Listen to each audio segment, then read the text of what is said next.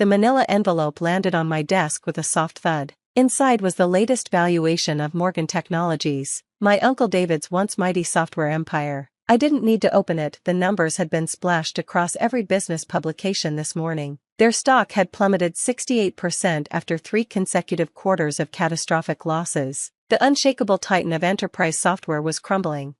I leaned back in my chair, letting the morning sunlight warm my face through the floor-to-ceiling windows of my downtown Seattle office. The view of Puget Sound stretched out before me, boats dotting the water like tiny white brushstrokes on blue canvas. My fingers traced the edge of my old laptop, the same one I'd used to write my first lines of code 5 years ago, the one that had sparked endless mockery at family gatherings.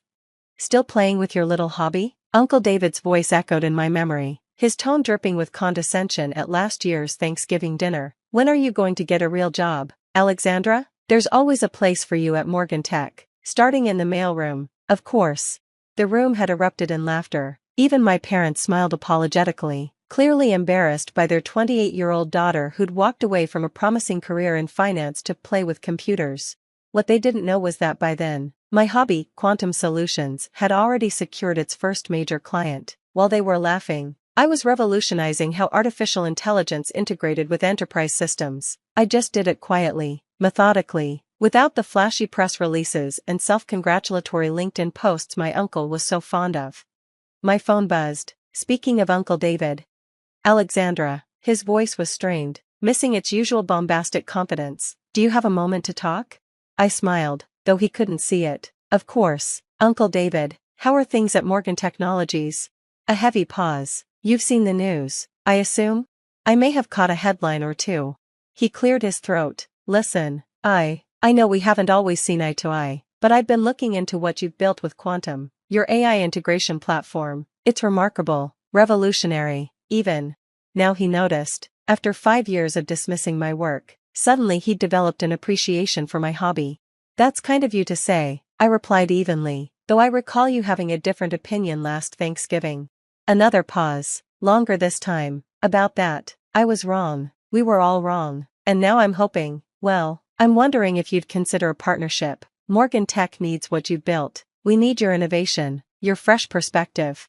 I glanced at the framed photo on my desk, me at 16, winning my first coding competition. Uncle David had been there but left early, declaring programming competitions cute but not serious business. Next to it sat this morning's Wall Street Journal, featuring an in-depth analysis of Quantum Solutions' meteoric rise and our groundbreaking AI frameworks that were reshaping the industry.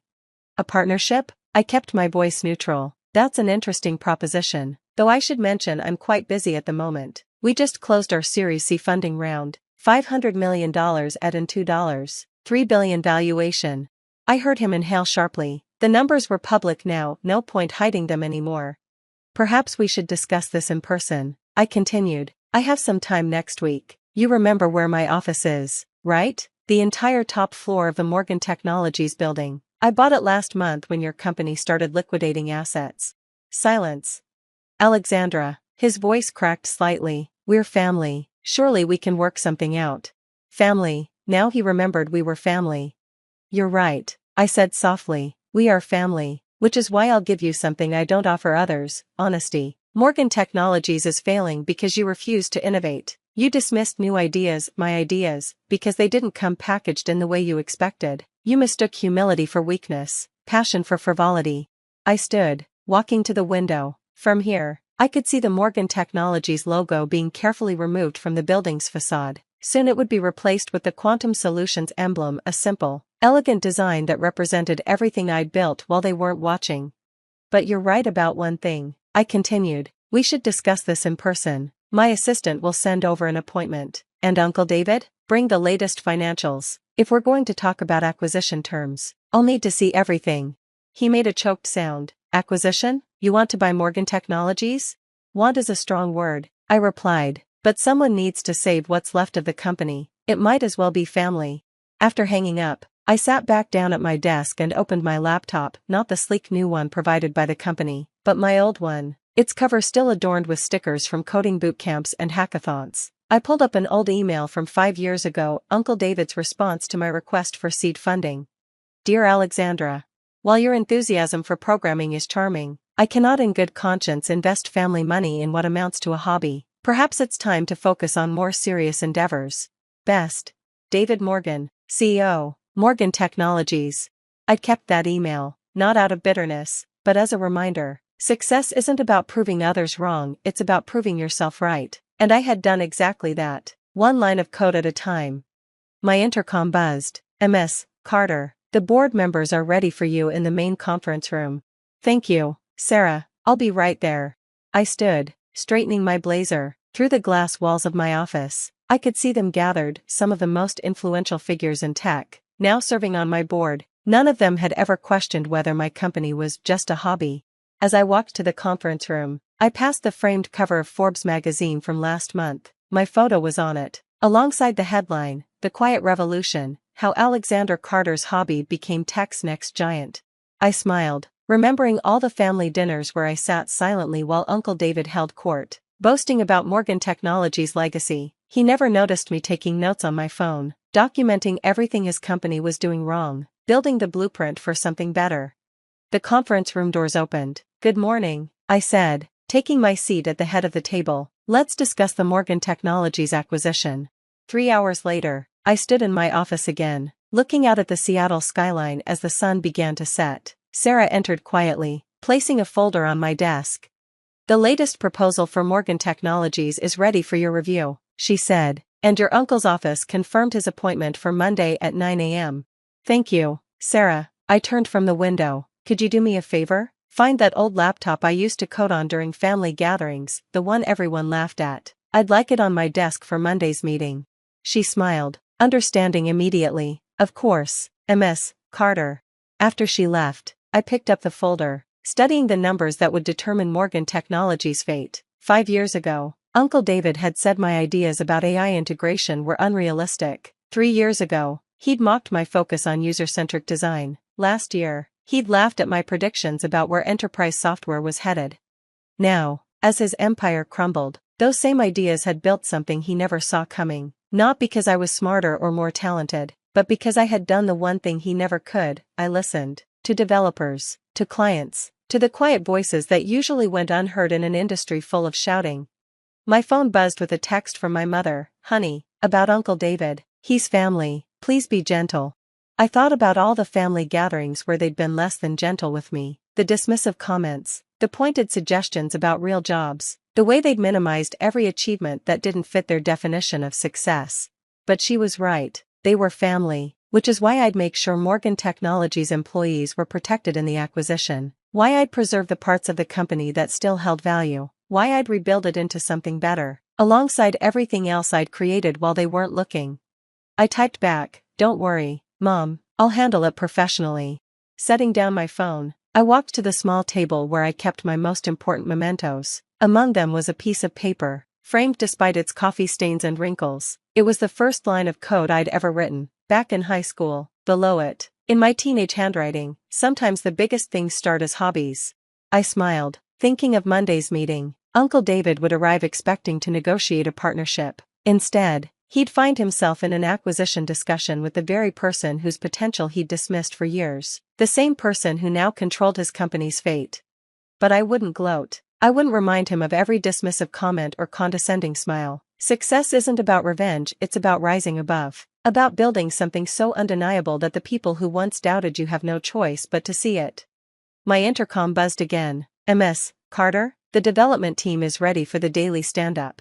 On my way, I took one last look at the Seattle skyline, at the building that would soon bear my company's name. Uncle David had spent years building walls to protect his empire. I'd spent those same years building bridges, connecting ideas and people in ways he never imagined possible. And on Monday, he'd finally understand the difference. The next morning, I arrived early, before the usual buzz of activity filled the office. I liked these quiet moments, when I could walk the floors and remember how it all started. Each empty desk represented someone who'd believed in my vision, who'd joined when Quantum Solutions was still seen as an upstart, a hobby company trying to compete with giants like Morgan Technologies. Sarah was already at her desk, efficient as always. "Good morning, Ms. Carter. I prepared the acquisition documents for Monday, and I found your old laptop."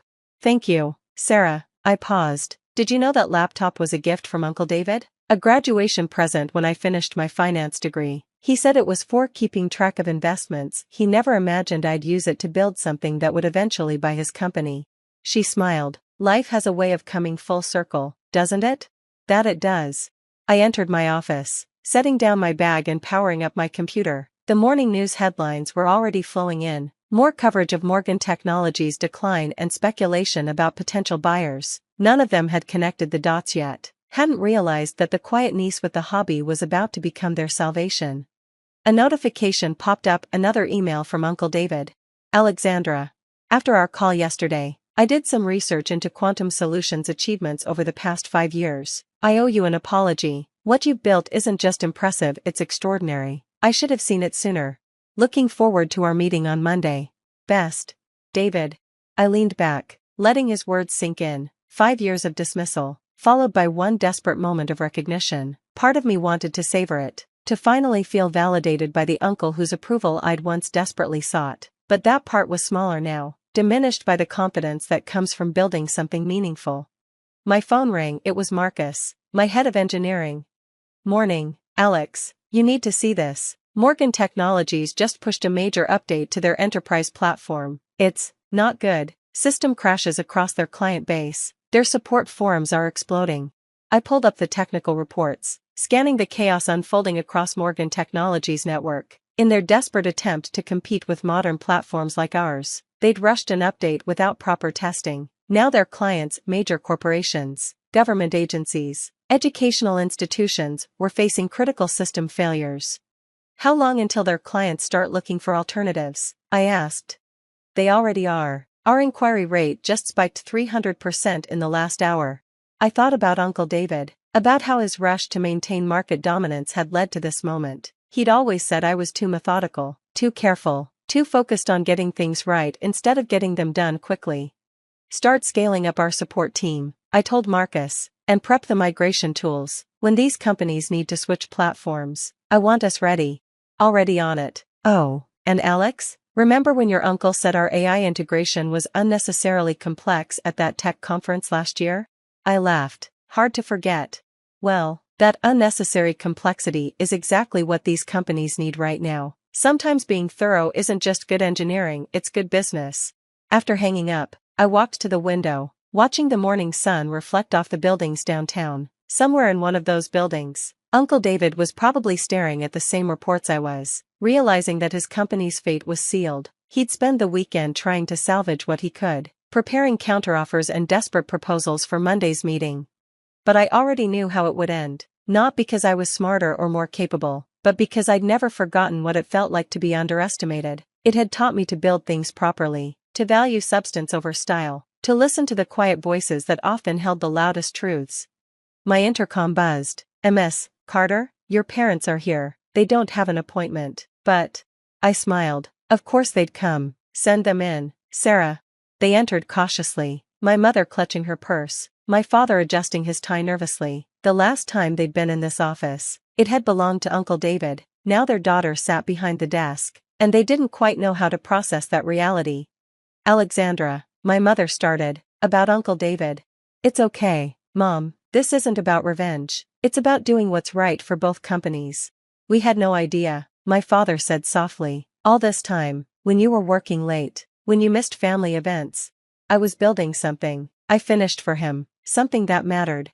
They looked around the office, taking in the awards, the press coverage, the evidence of success they'd somehow missed while focusing on Uncle David's more visible achievements.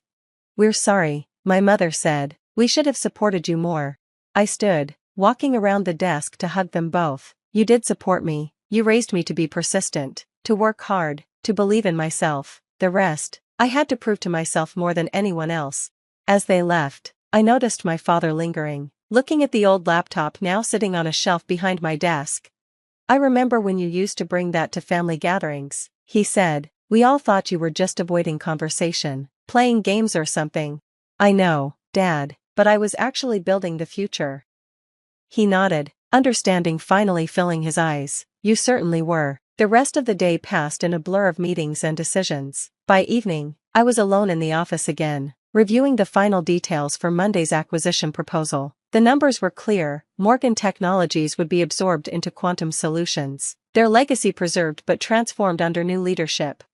I picked up my old laptop, running my fingers over its worn surface. Every dismissive comment, every doubtful glance, every mockery of my hobby had been absorbed by this machine, transformed into lines of code that would eventually revolutionize an industry. My phone buzzed one last time, another text from Uncle David. Alexandra, I know Monday's meeting isn't really about a partnership. I've seen the numbers. I know what's coming. Just, thank you for doing this yourself instead of letting some stranger dismantle everything we built. I typed back, family takes care of family, Uncle David, even when they don't always understand each other.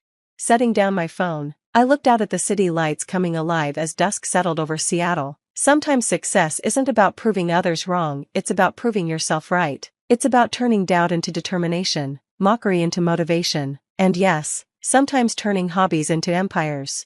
Monday would come, and with it, a new chapter would begin, but tonight, in the quiet of my office, I allowed myself a moment to appreciate the journey. From the laughingstock of family gatherings to the CEO who would save their legacy, it was a path I never could have predicted, but one I wouldn't change for anything. Because sometimes the best revenge isn't revenge at all. It's building something so undeniable that those who doubted you have no choice but to recognize its worth. And sometimes, just sometimes, it starts with a hobby that nobody else believed in. The end.